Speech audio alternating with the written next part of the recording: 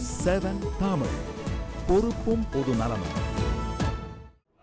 அணுசக்தி ஒப்பந்தம் இருநாட்டு உறவுகளிடையே புதிய உச்சத்திற்கு கொண்டு சென்றுள்ளதாக பிரதமர் நரேந்திர மோடி தெரிவித்துள்ளார்.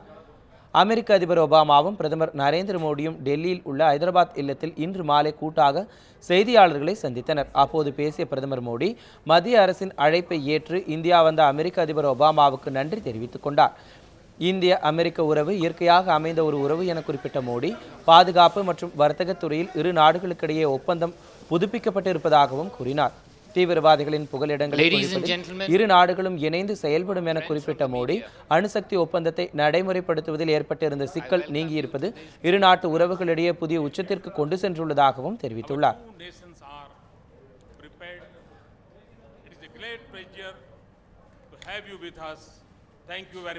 Thanks a lot. Was the centerpiece of our transformed relationship, which demonstrated new trust. It also created a new economic opportunities and expanded our option for clean energy.